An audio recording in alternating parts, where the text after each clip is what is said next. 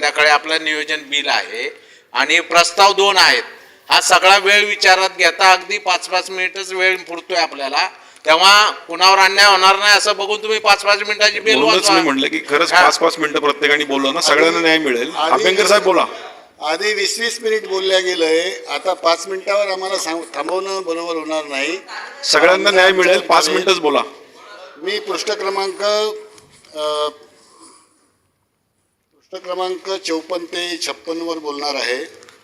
त्यामध्ये बाब क्रमांक 87, 88, 89 या संदर्भात मला बोलायचं आहे. आपल्याला माहिती आहे की ज्याप्रमाणे ह्या तरतुदी केलेल्या आहेत शिक्षण विभागाकरता, त्यामध्ये टप्प्याच्या अनुदानाच्या संदर्भातली जी तरतूद आहे ती अत्यंत अपुरी आहे. यापूर्वी 2016पर्यंत एकदा टप्पा निश्चित झाल्यानंतर पुढच्या वर्षी टप्पा हा आपोआप त्या ठिकाणी मिळत होता. 2016च्या नंतरच हा टप्पा गोठवला गेला आणि 3-3, 4-4 वर्षाच्या कालावधीच्या नंतर तो टप्पा रिलीज होण्याचा प्रकार या ठिकाणी सुरू झालेला आहे. तो तातडीने बंद होण्याची आवश्यकता आहे आणि दरवर्षी त्या टप्प्याला लागणारी जी तरतूद आहे ती दरवर्षी उपलब्ध होण्याची गरज आहे. दुसरं असं आहे की नवीन निकषाच्या धोरणामुळे फार मोठ्या प्रमाणामध्ये शिक्षकाचं प्रमाण राज्यामध्ये कमी होऊ घातलेलं आहे.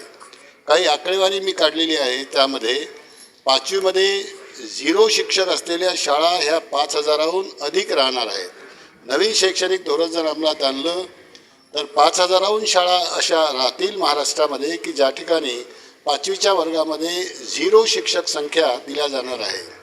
6 ते 8चा जो गट आहे या गटामध्ये 3 वर्ग आहेत. तिथे 0, 1 किंवा 2 यापेक्षा शिक्षक अधिक असणार नाही. अशा शाळांची संख्या 7,000वर राहणार आहे. 9 ते 10च्या गटामध्ये 0 अथवा 1 शिक्षक मंजूर होतो आहे. अशा शाळा 9,000वर आहेत. आणि त्यानंतर एकंदरीत संपूर्ण राज्यामध्ये 25 ते 30,000 शिक्षकांचे पदं हे कमी होणार आहेत. यामुळे मातृभाषेमध्ये शिक्षण देऊ पाहणाऱ्या ज्या शाळा आहेत त्या शाळा बंद होण्याची फार मोठी भीती आता निर्माण झालेली आहे. यामध्ये आम्ही आमच्या हिशोबाप्रमाणे 18,000 शाळा बंद होण्याची शक्यता आहे आणि ह्या सर्व शाळा कुठेतरी गावामध्ये, तांड्यामध्ये, अशा विरळ वस्तीमध्ये ह्या शाळा सगळ्या स्थापित झालेल्या आहेत. 25,000 शाळा अशा असणार आहेत महाराष्ट्रामध्ये की ज्यांना मुख्याध्यापकाचं पद शिल्लक राहणार नाही. चालू राहणाऱ्या शाळांमध्ये विषयाला आणि वर्गाला शिक्षक नाही, वर्ग जास्त आणि शिक्षक कमी अशा प्रकारची अवस्था या ठिकाणी निर्माण होणार आहे. शिक्षक नसल्यामुळे पालकांचा कल हा इंग्रजी माध्यमाच्या शाळांकडे जास्त वळेल. आजच तो वळलेला आहे आणि त्यामुळे हळूहळू मराठी माध्यमाच्या शाळा बंद होतील आणि इंग्रजी माध्यमाच्या शाळा मात्र मोठ्या प्रमाणात चालतील. जे पालक आपल्या विद्यार्थ्यांचा, आपल्या पाल्यांचा खर्च करण्याकरता असमर्थ आहेत, ते जे पालक आहेत ते आपल्या विद्यार्थ्यांचं, आपल्या पाल्यांचं शिक्षण दुर्दैवाने बंद करतील. अशा प्रकारची भयानक स्थिती या 15 मार्च 2024च्या शासन निर्णयाप्रमाणे होणार आहे. हा निर्णय जर वेळीच थांबवला नाही तर एवढे मोठे अपघात हे मराठी माध्यमाच्या अर्थात मातृभाषेतून शिक्षण घेणाऱ्या मराठी, हिंदी आणि उर्दू या माध्यमाच्या शाळांच्या बाबतीत निर्माण होण्याची भीती ही मोठ्या प्रमाणात निर्माण झालेली आहे. TETच्या संदर्भातलं एक मोठं संकट निर्माण झालं आहे.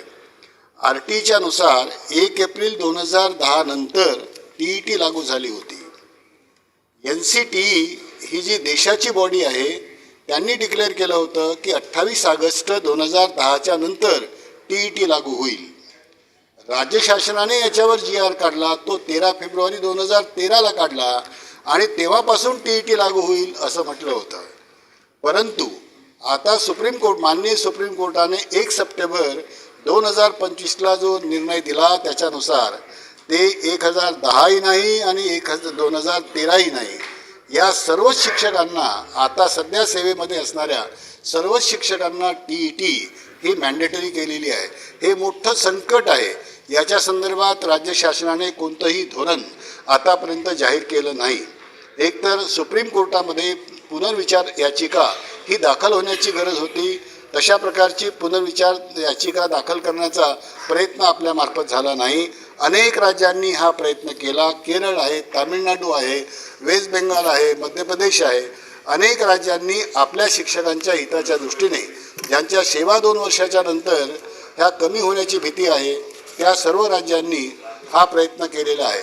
आम्ही राज्य शासनाला या संदर्भात विनंती करतो की या TETच्या संदर्भात राज्य शासनाने एक धोरणात्मक निर्णय घ्यावा आणि तो हा आहे की जर आमचे हे शिक्षक 2 वर्षामध्ये TET उत्तीर्ण नाही झाले तर यापूर्वी 7वा वर्ग उत्तीर्ण ज्युनियर PTCच्या शिक्षकांना ज्या पद्धतीने डीम ट्रेन म्हणून घोषित केलं होतं राज्य शासनाने त्याच पद्धतीने आजही जर या 2 वर्षाच्या कालावधीमध्ये आमचा शिक्षक वर्ग हा TETची परीक्षा जी त्याची काठिण्य पातळी एवढी अवघड आहे किंवा 2 किंवा 3% अधिक त्या ठिकाणचा निकाल लागत नाही. अशा या अवस्थेमध्ये जर शिक्षक उत्तीर्ण नाही होऊ शकले तर त्यांना डीम TET म्हणून घोषित करावं. एक दुसरं असं की आता संसदेचं अधिवेशन सुरू आहे.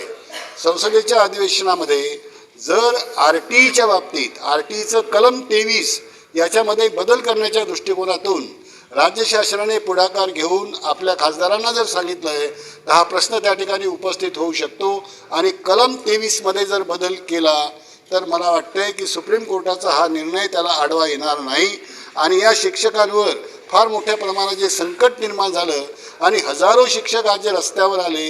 5 डिसेंबरला महाराष्ट्रामध्ये पहिल्यांदा शाळा बंद करण्याची नामुष्की ही आपल्याला पाहावी लागली. हा प्रसंग मला वाटते टाळायचा असेल तर याकरता या RTEच्या कायद्यामध्ये अर्थात कलम 23मध्ये बदल होणं आवश्यक आहे. दुसरं असं आहे की पोर्टलचा गोंधळसुद्धा फार मोठ्या प्रमाणामध्ये पोर्टलचा गोंधळ आहे. मी आपल्याला फक्त 2-3 उदाहरणं देतो आहे की एक शाळा आहे पुणे विद्याभवन म्हणून मुंबईची. त्या ठिकाणी 15 जागा होत्या. 15 जागांकरता 150 उमेदवार गव्हर्नमेंटने मुलाखतीकरता पाठवले. त्यापैकी 34 फक्त हजर झाले. या 34 पैकी 8 पात्र ठरले. 8 लोकांना आदेश दिले. फक्त 2 रुजू झाले. म्हणजे 15 पैकी 13 जागा तर रिक्त राहिल्या.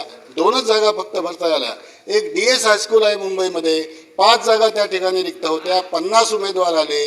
25 लोक उपस्थित झाले आणि एकही त्या ठिकाणी हजर होऊ शकलेलं नाही. कारण वेगवेगळ्या कोपऱ्यातून त्या ठिकाणी शिक्षक पाठवले. गोंदियाचा शिक्षक मुंबईला, मुंबईचा शिक्षक कुठेतरी गडचिरोलीला. अशा पद्धतीने या पोर्टलच्या माध्यमातून झाल्यामुळे 2022 पासून सुरू असलेला जो प्रयत्न आहे पोर्टलच्या माध्यमातून शिक्षक भरण्याचा हा सगळा विफल झालेला आहे. म्हणून याच्यावर एकच उपाय आहे की MEPS महाराष्ट्र खाजगी शाळा कर्मचारी अधिनियम 1977च्या नुसार जो अधिकार हा संस्थांना आहे तो संस्थांचा अधिकार हा अबाधित ठेवावा आणि त्यांना नियुक्ती करण्याचे आदेश ताबडतोब शासनाने द्यावेत अशा प्रकारची माझी विनंती आहे. शिक्षक प्रत्येकाला बोलू देत ना, वेळ कमी आहे. 20-20 मिनिट बोललेत. नाही पण माझ्याकडे नावं खूप आहेत.